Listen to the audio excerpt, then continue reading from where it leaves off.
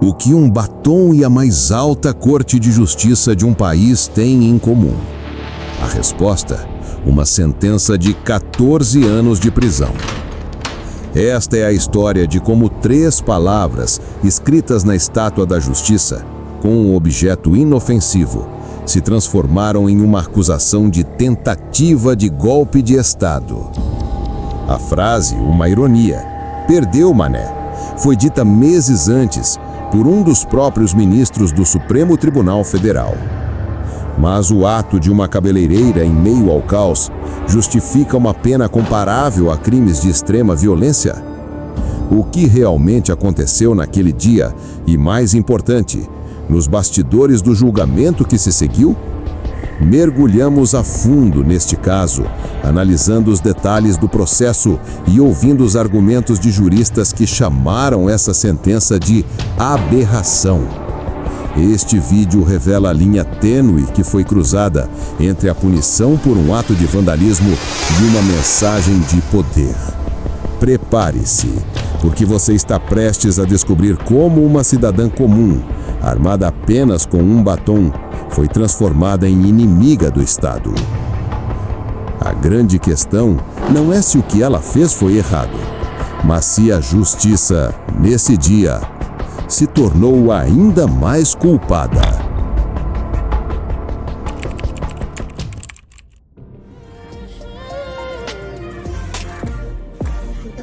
Brava gente brasileira, onde vá, temos ser vivo, ou ficar a pátria livre, ou morrer pelo Brasil. Brasília, 8 de janeiro de 2023.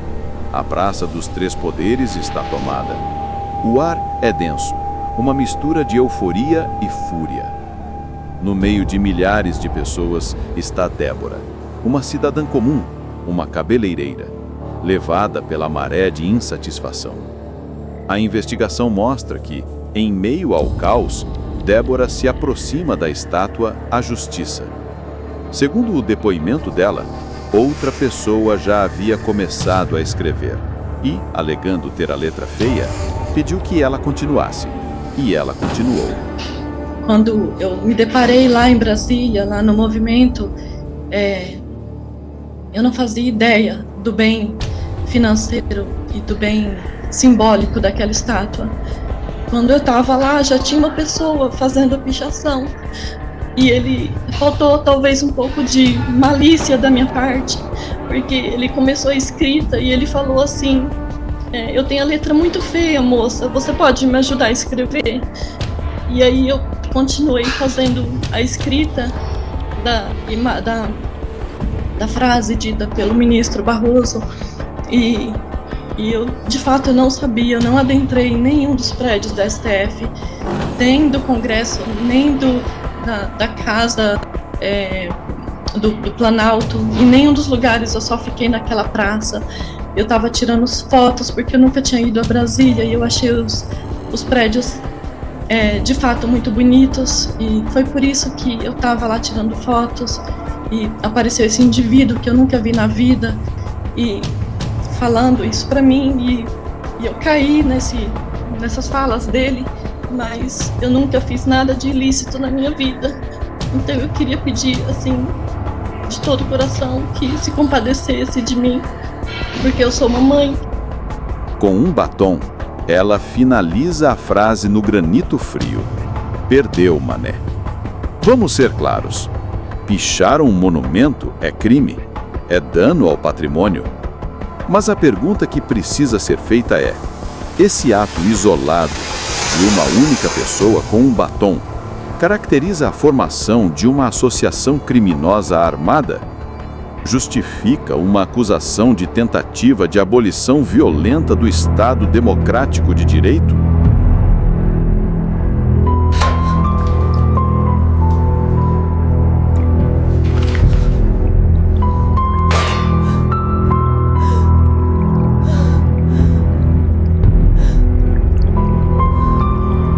Enquanto a fumaça subia e vidraças quebravam, a ação de Débora foi registrada.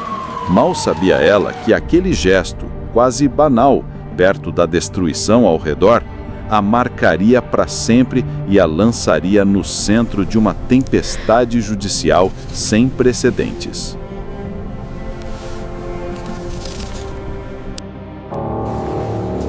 A resposta do Estado foi rápida e massiva. Centenas de pessoas foram presas, inclusive Débora. E o que se seguiu, segundo denúncias, foi um mergulho em condições desumanas. Imagine o cenário: ginásios superlotados, falta de acesso a itens básicos de higiene, a água potável, a alimentação adequada. A penitenciária feminina do Distrito Federal, conhecida como Colmeia, viu sua população explodir, operando muito acima da capacidade. Relatos apontam que mulheres foram privadas de seus itens pessoais, enquanto homens na mesma situação puderam manter alianças e dinheiro.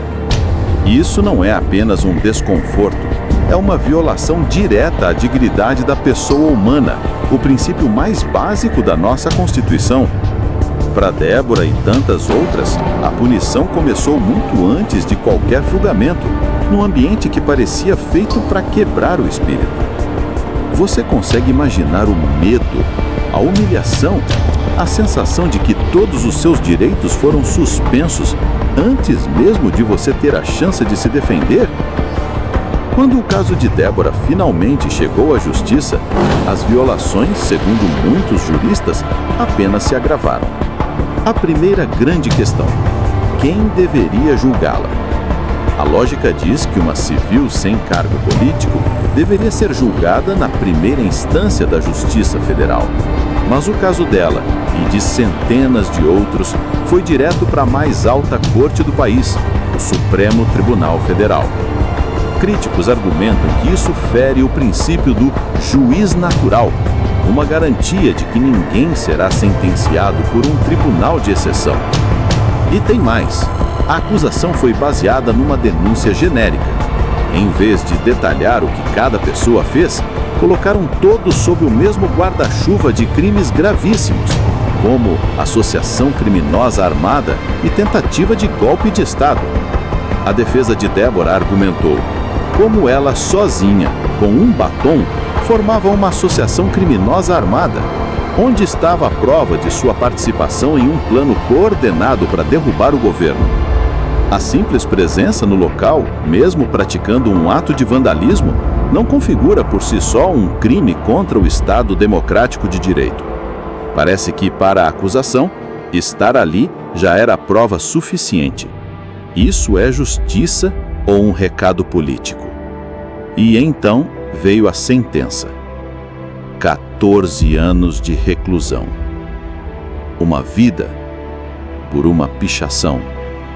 A sentença caiu como uma bomba na comunidade jurídica e na sociedade.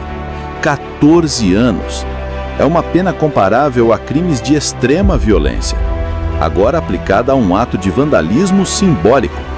A desproporção é tão brutal que desafia a lógica. Juristas e advogados de todo o país ficaram perplexos. A pena foi descrita como uma aberração e um marco sombrio. Parecia que o peso da caneta dos juízes não estava medindo apenas o ato de Débora, mas cravando uma mensagem de poder para toda a sociedade. Uma punição exemplar com um alvo simbólico, custe o que custar. A sensação que fica no ar é revoltante. Foi um julgamento técnico ou um espetáculo político com consequências devastadoras para uma vida humana? No fim, a frase "perdeu o mané" se tornou uma profecia macabra. Uma frase de deboche, dita por um ministro em uma rua de Nova York, voltou para assombrar o próprio sistema que ele representa. O caso de Débora Rodrigues de Moura deixou de ser sobre uma pichação com batom. Tornou-se um espelho das nossas próprias contradições. Ele nos obriga a perguntar: onde termina a liberdade de expressão, mesmo a inadequada, e onde começa o crime contra o Estado? Qual é o limite do poder do Estado para punir? E a pergunta mais importante de todas: quando a justiça se torna tão desproporcional, ela ainda pode ser chamada de justiça? Débora foi condenada. Mas nessa história, a sensação é que todos nós perdemos um pouco mais. Perdemos a confiança, a proporcionalidade e talvez um pedaço da nossa própria noção de liberdade. Brasileira, onde vá, temos servir.